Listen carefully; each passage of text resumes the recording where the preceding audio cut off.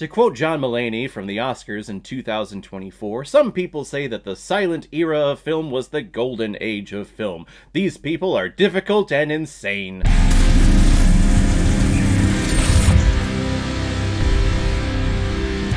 Metropolis, released in 1927, and is directed by Fritz Lang, who's also directed such films like Destiny, Hangmen Also Die, The Woman in the Window, Scarlet Street, and Dr. Mabuse the Gambler. And this German silent film is starring Alfred Abel, Brigitte Helm, Gustav Frohlich, and Rudolf KLEIN-ROGGE. And the reason why we're talking about Metropolis today is because it was a PayPal recommendation and donation from one of my contributors and supporters of this channel. He's been on here for so long, but he's sent me a lot of recommendations and sent me a lot of PayPal donations. So thank you very much, Dr. Camp. I appreciate this, and if anyone else wants to be like Dr. Camp and help support me and contribute to this channel, you can select the QR code that is in the bottom left corner of your screen right now. Send over your donation of $5 or more with your movie recommendation, and if I have access to it, I will watch it, review it, and give you a little shout out, just like what I did with Dr. Camp here. And Dr. Camp, thank you so much. I have heard so much about this film, Metropolis. I've seen so many posters for this film and so many references to this movie, talking about how this is one of the golden pillars of the silent era of film. And I'll be honest, I'm not the biggest fan of silent films. There are some that definitely do, touch my heart, especially when we get into the Charlie Chaplin films, but I'm always interested and open to watching a film from the 1920s. Like, oh my god, this film is almost 100 years old, which is incredible to me. Just to see the technology that we had 100 years ago and how we are still using said technology. Of course, technology has improved things over the years, but still the basic idea we started using almost 100 years ago. We did over 100 years ago. Just incredible to me. Now, I will say this was one difficult watch because the only version of this film that I could find, Dr. Camp, the subtitles, all the spoken language when they would cut to the dialogue was all in German. And I couldn't find anything that had like English subtitles underneath it. So I went through this movie just watching these people doing these over-exaggerated facial reactions and movements and body movements and doing all these mouth movements, and then the language would come on screen, and I don't speak German. My wife could probably figure it out, but I can't because I'm an ignorant American. That's what I am, I'll admit it. So I had to do some research and look up a plot summary of what actually happened in the movie after watching this movie. But it was kind of fun trying to figure out what was going on, especially when the likeness of the woman was being converted into the android. I was like, oh my god, are they straight up killing her? That's crazy. They didn't end up killing her, but I feel like this movie would have been a lot better if they would have pushed the envelope a little bit more and did some murder in this movie. Now that I got all that out of the way, let me see if I can give you a brief plot synopsis as to what this movie is about.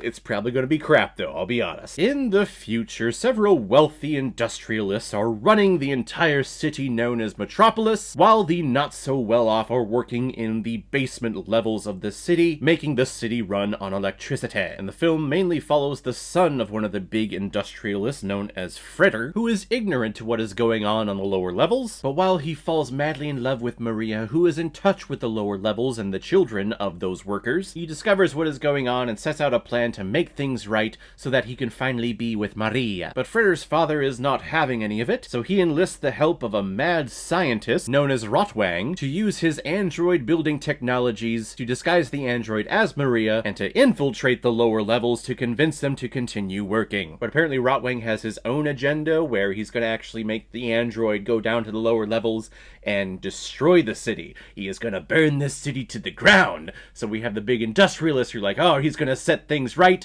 We have Rotwang who's like, I'm going to destroy everything. And then we have Freder and Maria who love each other because they looked at each other. Gosh, I love classic romantic films like that where all you need to do is just look at someone and go, you are my true love, of course, I love you so much. That type of storytelling definitely disappointed a lot of people over the many decades that those tropes have existed. This guy being one of them. What, I have to work at being in love with someone?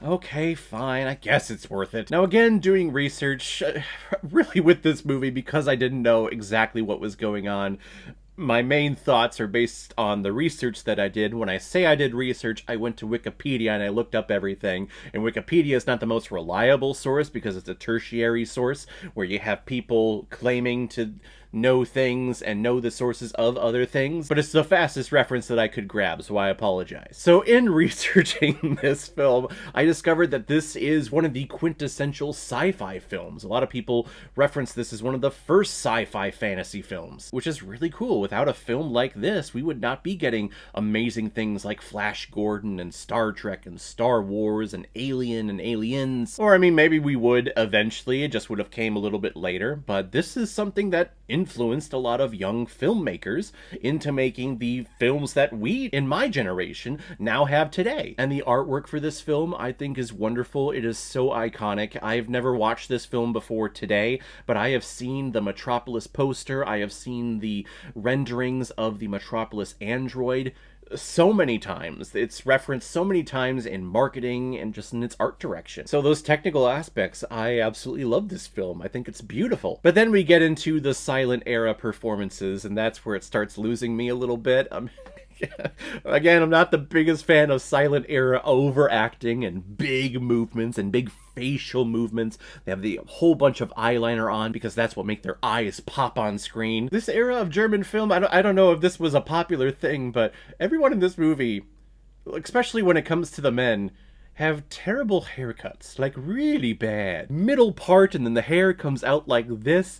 You look stupid. You look kind of like a mushroom head, which I guess maybe is saying something when it comes to men running a city into the ground. If you have a mushroom head, you know, penises. But we also have some very scary images too, when Maria is running through the catacombs and Rotwang is right behind her and the flashlight is following her around, just this one spotlight following her around. She's scared, she doesn't know where he's going, and then all of a sudden you see his eyes behind the light. That freaked me out. I was not expecting to feel shivers go down my spine until I saw that moment. Like, wow, okay. German silent films, you are freaking me the fuck out. Thank you very much. And we also have to mention the amazing score by Gottfried Huppertz. The only sound in this film, it's the only thing that I really followed, and it's that big, brassy, orchestral score that you get with all these classic films. But it's magnificent. I loved listening to it. It was great. One big detriment to this movie, though, is that it is a very long film. This is 2.5 hours long. Yes, I've watched films that are longer, of course. Martin Scorsese actually just came out with Killers of the Flower Moon last year. That was 3.5 hours long, so yes, I have sat through longer films, but those films had dialogue. Or at least at some points they did.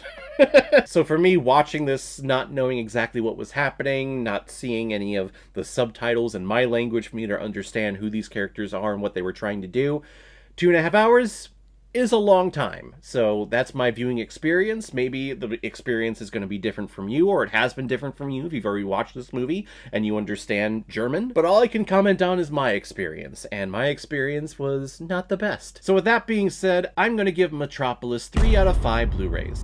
Not exactly what I had in mind, but not bad. So guys, if you've seen Metropolis, what did you think about it? Or if you've never seen it before and you stumbled across it because of this video, then comment below and let me know what you thought about it. And as always, if you like what you see here, if you like my take on movies, then hit the subscribe button and make sure you hit that bell. See you the next time I'm releasing my next movie review. So guys, I will see you next time on the channel, but in the meantime, be well, be good to each other, and go watch a movie. Take care, guys.